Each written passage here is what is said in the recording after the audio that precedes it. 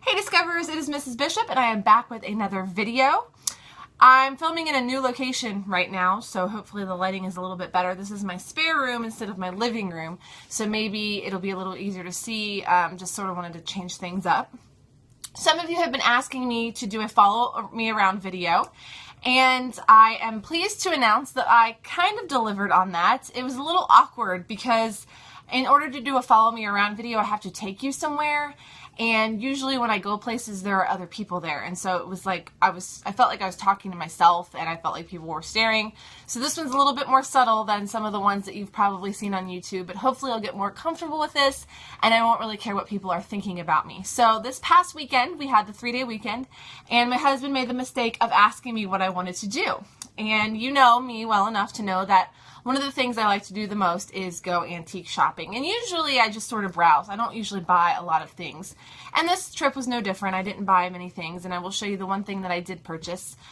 But he asked me which antique store I wanted to go to, and I told him the Ohio Valley Antique Mall, which is in southern Ohio, and it is this huge antique mall. It is like acres and acres and acres big. Plus, they just added this whole new building onto the antique mall, so it's even bigger than it was before. So I said, that is where I want to go. And so that is where we went. And I try to be very respectful of his time when we go there because, like I said, this is a huge antique mall. And I could be in there for 5 hours and not even realize it. So I tried to go a little bit faster than I normally would, especially if I was by myself. And hopefully he didn't have too much of a bad time. I think that we did find some interesting things when we were here this time. And there are some things that I'm going to show you. So the footage that you're going to see is pre-recorded from my adventure to the Ohio Valley Antique Mall, and like I said, I was being kind of sneaky and subtle, so I don't have a lot of footage here, but hopefully this will open the door for me to do this a little bit more often and be a little bit less paranoid about what people are thinking about me. So I hope you enjoy this footage, and I'll be back after the video to show you what I bought. So we are at the Antique Mall today, and there's like a ton of people here, so it looks like I'm talking to myself. Or maybe I'm FaceTiming my twin sister. So this is cool. Here's that record that I wanted. And then they have the Pinocchio one. And then they have the Lady and the Tramp one, which my mom has that one. I want the Snow White one, but it's $22, so I'm not going to get that.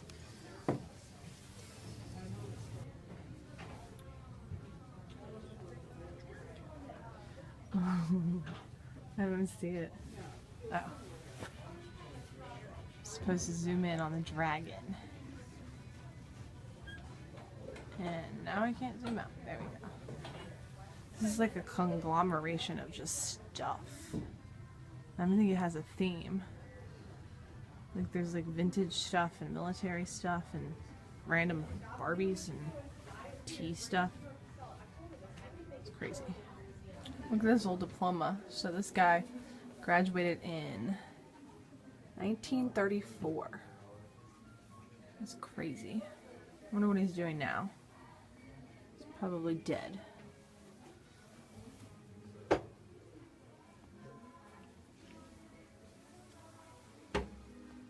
State quarters.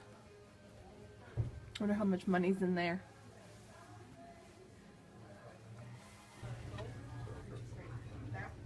Wow. Somebody really liked cats.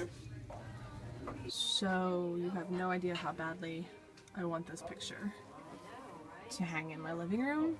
And it says postmortem man in coffin. So that guy's dead.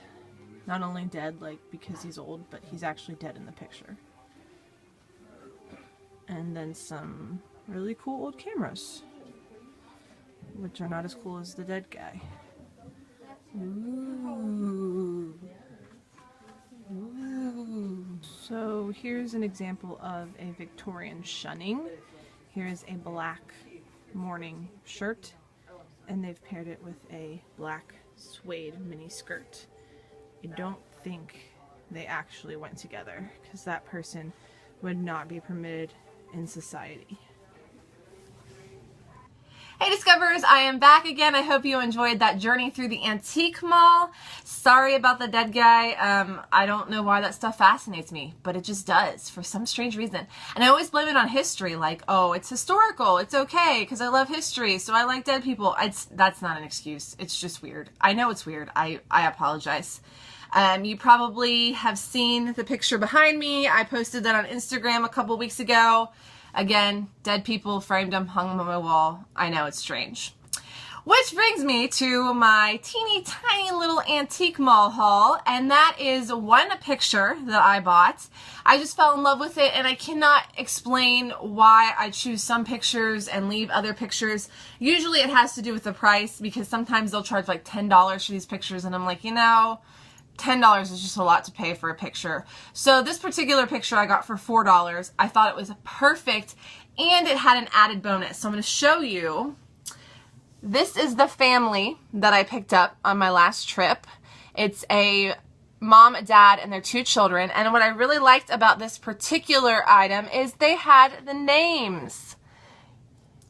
So you can see the names that were written at the bottom. And this was amazing for me because I look at these pictures and I always want to know, who were these people? What was their story? And because it had the names, I was actually able to go onto the internet and find out who these people were and find out parts of their story. So I used Ancestry.com, and there was a free trial. So I got on and I subscribed to a free trial of Ancestry.com, and I was able to type in the names of the family members. Now, it wasn't as easy as I thought it would be, because if you look, all of these names, except for Edna, are nicknames. People, I guess, back then were named one thing and they were called another. So Sally is actually Sarah. Edna is really Edna, but she got married, so she was hard to track down. Joda is actually Joel. I don't really know what that's about. And then this young man here, his name's Powell. His name is actually William Powell Woodward. So I was able to go on and find out who these people were, and the most information I found was from this young man right here. He was born in 1893, so I'm guessing he was probably about 12 when this picture was taken, probably around your age. So he was born in 1893.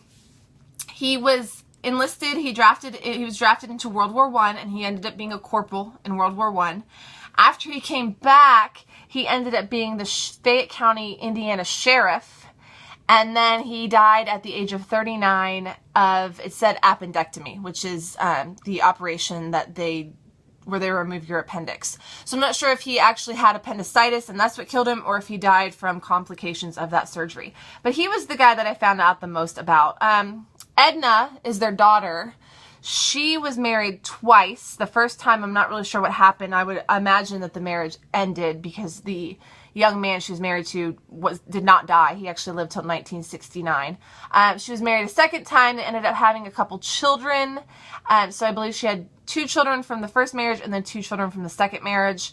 And then the parents, there's not a whole lot of information about the parents. I do know at one point her sister-in-law was living with them, because it's on the census record. But as far as actual stories, I'd say Powell is the one that I have the most information about. And I think I was telling some of you today that he actually was the sheriff, and then in the census records, it shows a couple of prisoners living in the household with him. So I'm not really sure what's up with that. I don't know if maybe there wasn't a jail, and so the prisoners lived in the house with the sheriff. I'm not sure, but it was really interesting, and it was really fun to actually have a name to attach to these faces and to go and be able to find out the information. So I'm still going to work on them. Hopefully I can email the Fayette County Public Library. They have some genealogists there who work on family histories, and they can give me a little bit more of an insight into exactly who these 4 people were and their life stories, and then I can attach some of the stories to this picture when I frame it, so that way when somebody, 200 years from now finds this picture, they don't have to do the digging that I've already done. So that was really exciting. This was a really good find. The only other thing we bought at the antique mall was a wooden board. It was supposedly a barn board, and we're going to use that when we make our coat rack out of the doorknobs. So in 10 years when that happens, I will definitely show you that. hopefully you enjoyed this video. Hopefully you would like to see more follow me around videos, and I'm hoping, fingers crossed, that I get more comfortable doing that instead of making my husband stand next to me so it looks like I'm talking to him, even though I really am not. So I will see you guys soon. Hopefully I can get up a video a little bit sooner than last time. I think it's been like 2 weeks, and I know how much you enjoyed watching them and how much I enjoy making them. So I will see you later. So now that the video is over, I'm going to give you some insider information and behind the scenes look at how I film these. If you notice, I look really great right now. I've got my earrings in, I've got my hair done, I've got my scarf on, and I've got my pajama pants on. So the bottom half of me is footy pajamas, because when I'm making videos, you don't actually see that part. So that is some insider information on how I do these videos. I'm going to go and put the rest of the pajamas on, and I will see you soon. Have a great evening.